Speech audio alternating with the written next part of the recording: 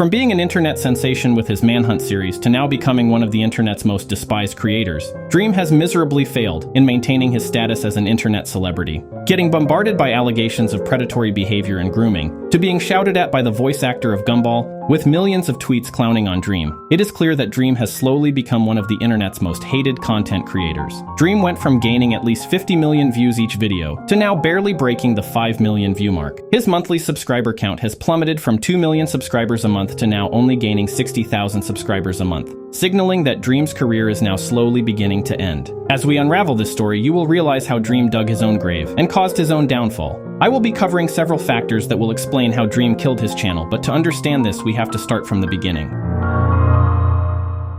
Dream is by far one of YouTube's largest Minecraft content creators, boasting a whopping 31.8 million subscribers, and has garnered a total of 3 billion views over the course of his career. It was pretty obvious how Dream got famous in the first place, and it was because of his iconic Minecraft Manhunt series where a number of hunters attempt to chase him down before he beats the game. Dream spent months studying the algorithm. He tested which ideas worked and which ideas didn't. At some point, Dream finally created a YouTube formula for success, which led to the creation of the first episode of Manhunt. This video is an absolutely new and unique challenge. I'm gonna try and beat Minecraft before my friend kills me once. He published the video and gained 20 million views right off the bat. Realizing that people absolutely loved the spectacle that was going on in each Manhunt video, he continued to milk this video idea for years, making a grand total of 30 Manhunt videos. He gained millions of dollars in sponsorship money and revenue doing the same formula over and over. He gained around 1.2 billion views off of the whole Manhunt series.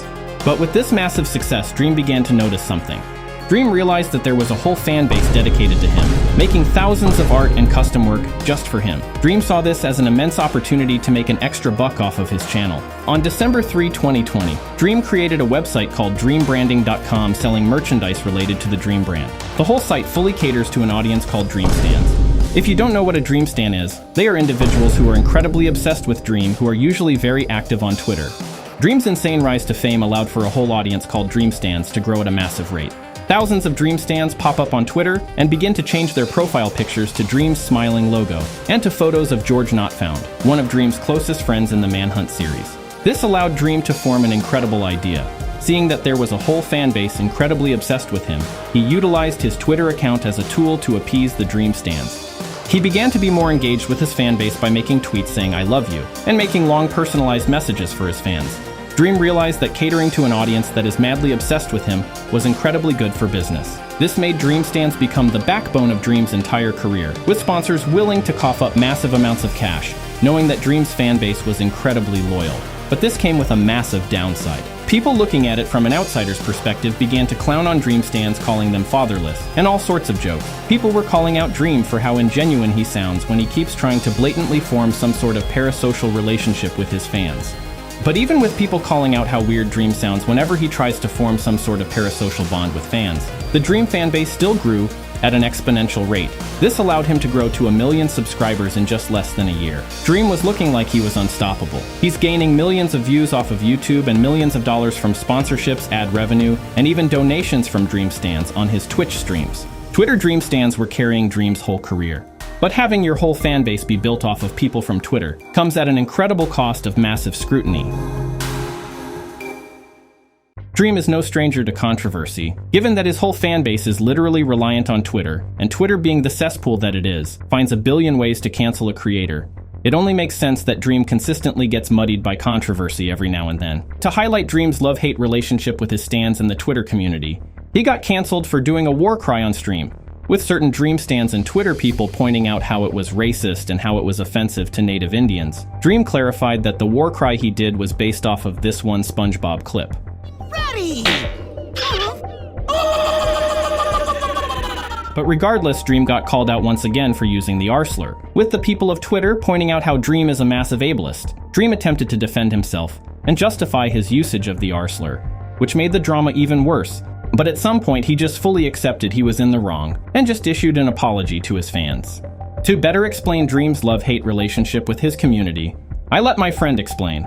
So Dream's love-hate relationship with his community in a nutshell goes like this. It is a perpetual loop where Dream makes a massive oopsie, which leads to the Twitter community and some Dream stands to cancel him and call him out for it, which then leads him to issue an apology, and everyone loves him again. Alrighty. So this love-hate relationship led to Dream to experience some massive changes in his personality.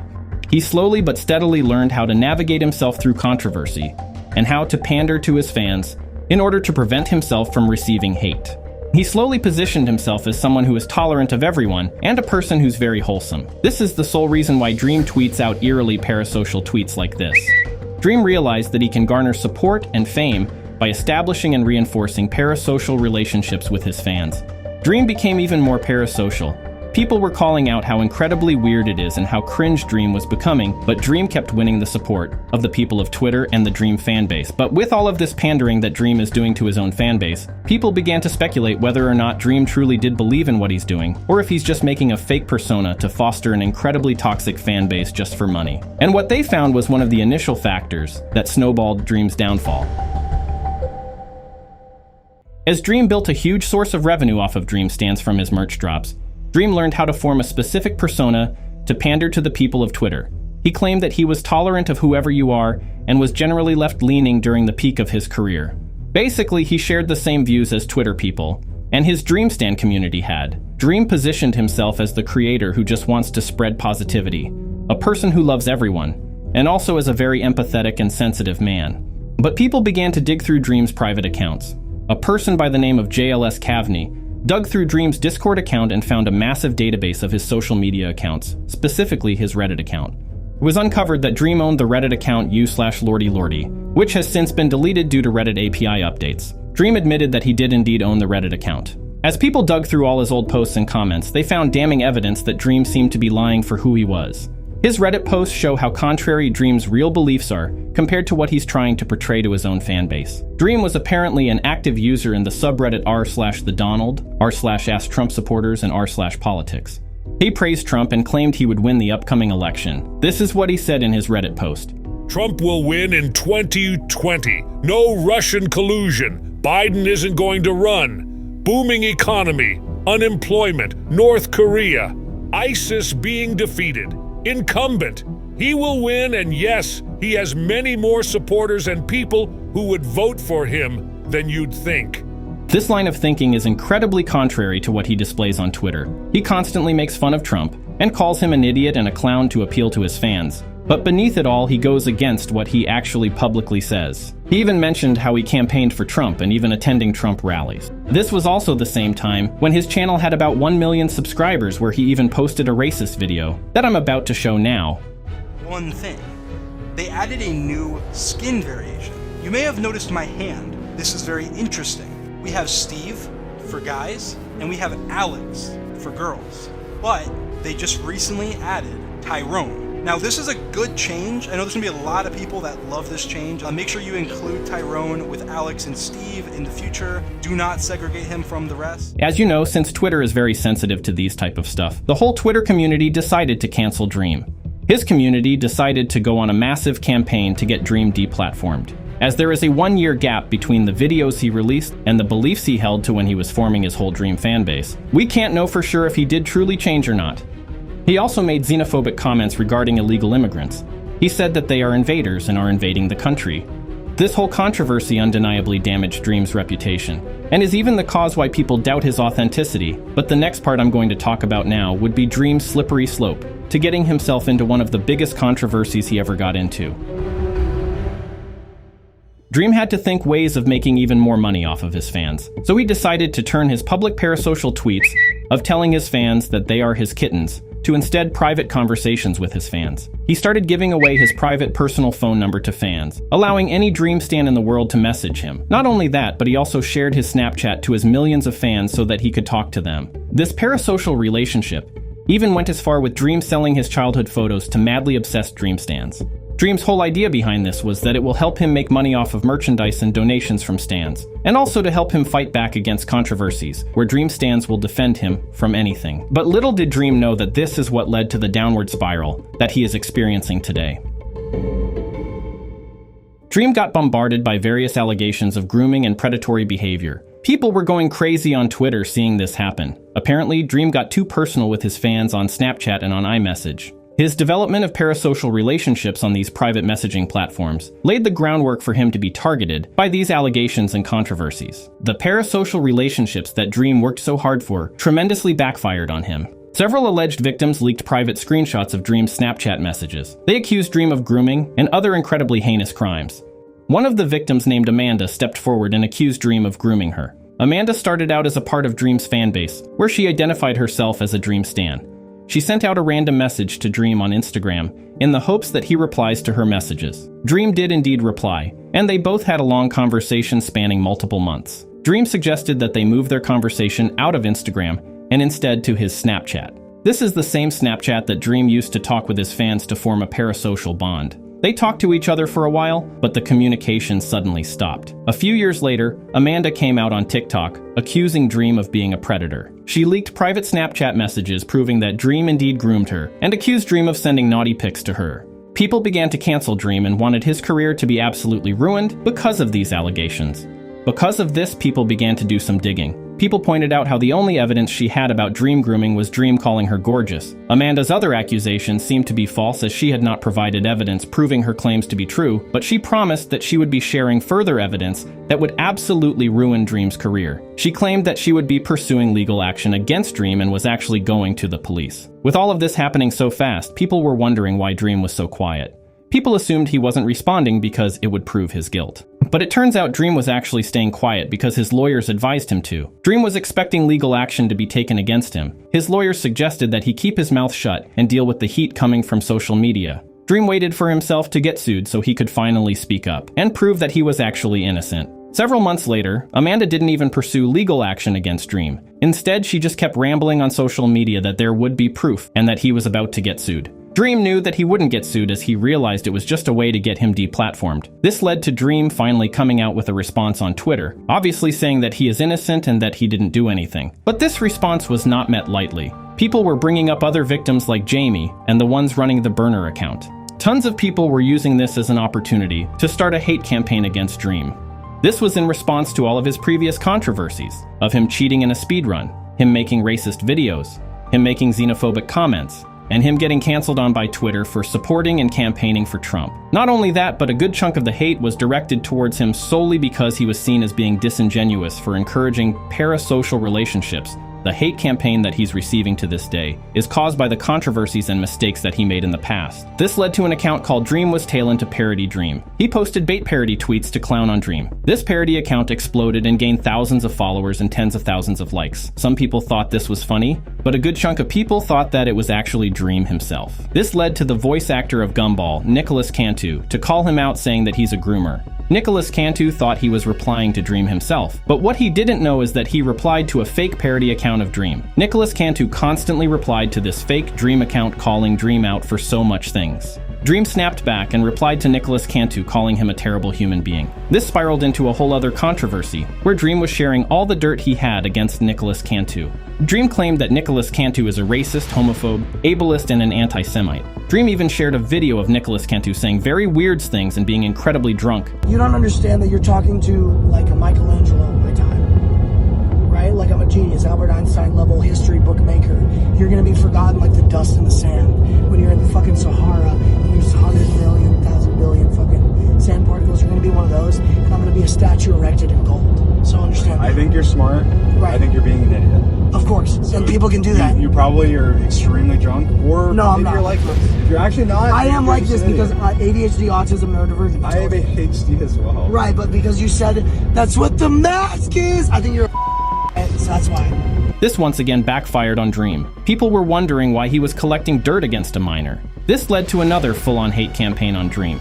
People were actually making things up, like saying that Dream made Nicholas Cantu become drunk so he could take advantage of him, which is incredibly super far-fetched.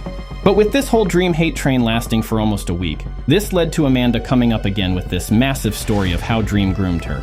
Amanda was gaining a ton of traction. People were using this as even more ammunition to ruin Dream's career and reputation. But when people investigated Amanda's claims, it was actually fully false and just completely made up. Now remember, this whole hate train against Dream was being spearheaded by Amanda. It's the whole reason why Dream got into the grooming controversy in the first place. But there's a deeper reason as to why Amanda is doing this. But to understand this, we have to first go through the chat logs. On September 23rd, 2020, Amanda messaged me from her personal Instagram account, sending a message that was clearly a fan message. She thanked me for saving her life, and I replied to this message. It was, "Oh, thank you for the kind words." And then I also replied, "Glad to make you smile," after she followed up with the message. Amanda, on the other hand, how are you doing, Dream? September 25th, the next day I replied, "I'm good, thank you. How are you?" Amanda, the same day, replied, "I'm doing okay. Could be better, could be worse. Thank you for asking." Amanda replied, "How's your kitty doing? I love cats." I replied and said she's doing amazing. September 28th, so 3 days later, Amanda said, "Dream, I need some advice. I'm trying to become a small streamer on Twitch, but not a single person joins my streams. How do I get an audience?" October 2nd, so a few days later, I replied and said, "Try and play with your friends maybe? Post clips to Reddit and stuff." And then she replied and said, "Okay, thank you," with a heart. The next day she messaged me again and said, "Dream, would you ever consider playing Among Us with me? XD. I guess this was during the Among Us craze. We're still in 2020. October 5th, 2020, I replied, "Maybe," heart. Amanda said, "LL, I'll take the maybe. That would be sick." I didn't reply. This is a month and a little bit later. Amanda said, "Hi, Dream." And then I replied and later and said, "Hi." Amanda said, "How are you?" November 16th, so that's another few days later. I replied and said, "Good, good. How about you?" She replied and said, "I'm pretty good. Thank you." November 30th, so another 2 weeks later, Amanda said, "Hi, Dream. I want to actually become a streamer like you and your friends. I'm just so uneducated on what supplies I need. Can you recommend me all the products I need to successfully stream, like computer, cam, mic, headset, etc.? You have no idea how I would appreciate it." December 5th, 2020, so like a week later, I replied and said, "Almost everything I have was recommended by Bad Boy Halo. Haha." Amanda replied, and she sent another message that she deleted after she made the allegations. But again, we won't know what it was. December 26th, so almost a month later, Amanda sent a video. We don't know what the video was. I don't think it was opened. I don't know though. I didn't reply. January 5th, Amanda said again, "Hi Dream, I just want to say happy late New Year and Merry Christmas. Congratulations on everything you've accomplished this year. I hope I am fortunate enough one day to be as successful as you. If you can tell me what kind of computer you have, that'd be great." January 16th, so 11 days later, I replied, "Thank you." Amanda replied, deleted message, and then part of it was, "How are you?" But obviously I didn't reply. April 13th, so a long time later, Amanda messaged me again and said, "Hi." I replied, "Hi." Amanda said, "How are you?" I said, "Decent. How are you?" She said, "I'm all right. Thank you." And she said, "I heard some snippets of the song you're working on, and I really like it. You have a really nice singing voice." I replied on April 14th, "Thank you." So that was the next day. She said, "You're welcome."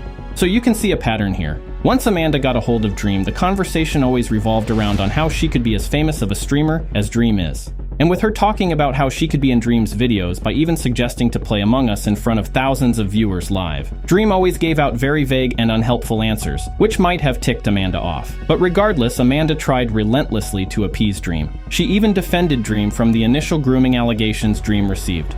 Now, why did she suddenly flip and was chugging along the Dream hate train? It was all because she did it for clout and fame. As you can see from the messages, the conversations always revolved around the question, how do I be a big streamer like you? With her streaming career not being as popular as she wanted it to be, she finally just decided to go rogue and do the final resort, which was to drop a video exposing her own favorite creator to gain as much clout and fame as possible. Not only did a good chunk of people see that this was all a hoax, but even Amanda herself admitted that these allegations were all made up just to chase clout. Not only that, but even some personal acquaintances that know Amanda in real life even labeled her as a serial liar. Amanda just wanted to get Dream's attention as the crazy stalker fan she is. This is what happens when you make your fans so crazy about you that this begins to backfire and destroy your own career. Dream failed to realize this when he was rising to fame. He cultivated so many rabidly insane stalker fans that he didn't even realize that these are the same people trying to dox him and see his face before his face reveal. Dream didn't realize that he made his fans so crazy to the point that they'll desperately try to find his childhood photos. Dream also admitted that this was actually him in the photo. Dream's parasocial fanbase not only ruined Dream's perceived authenticity, but also made him seem like a predator, out of the hundreds of tweets and private messages he sent to his fans. Now Dream is facing the consequences of his parasocial fanbase, and his career is now getting destroyed by the same fans that got him famous in the first place.